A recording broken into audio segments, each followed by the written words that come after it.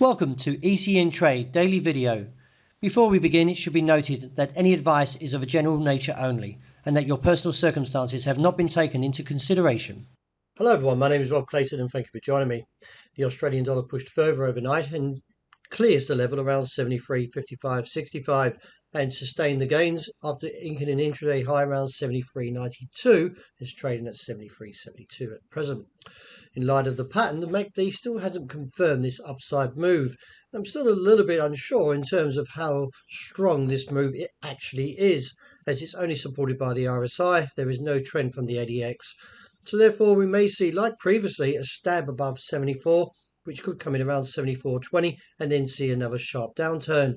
Nevertheless, the market has in the last 2.5 days sustained strong upside movement, and therefore let's see if the current pattern continues.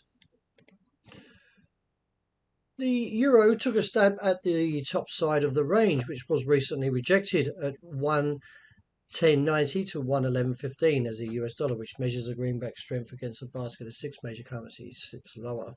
In light of the pattern, we haven't cleared the top side of the range, so at present still is viewed as a short-term cap at 111.15.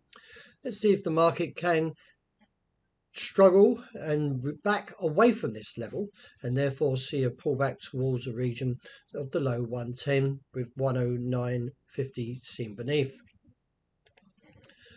The yen didn't make any significant moves overnight above the 118.95 resistance, and therefore the market is still capped at this level but still overbought. It's slightly buckled, the RSI, so let's see if the market can pull back towards 118.45 with 117.70 beneath. With the Bank of England hiking rates 25 basis points, the pound was relatively a bit of a knee-jerk price action, and with the market closing in New York, we're posting a long-legged doji. This is a little bit in terms of indecisiveness in how strong the market wants to rally. We still haven't fully got the support from both indicators.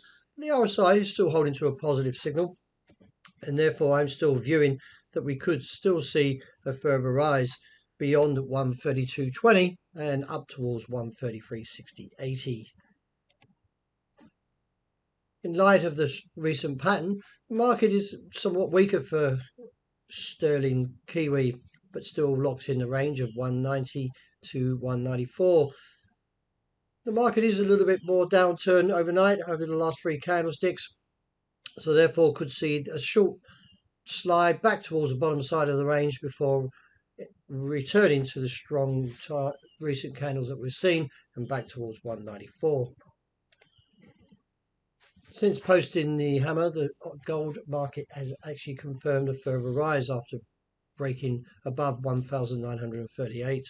In light of the pattern, could see further upside tests and therefore look towards the recent call of 1,948.54 and reassess from there. A break above there could see a rise up to 1,970 due to the rejection from that 1,900 level, and posting the hammer has put the market back in a somewhat bullish pattern. However, with that all being said, the RSI and the MACD does not support this move. So like previously with the very savage drops that we've seen, we can still see another one coming.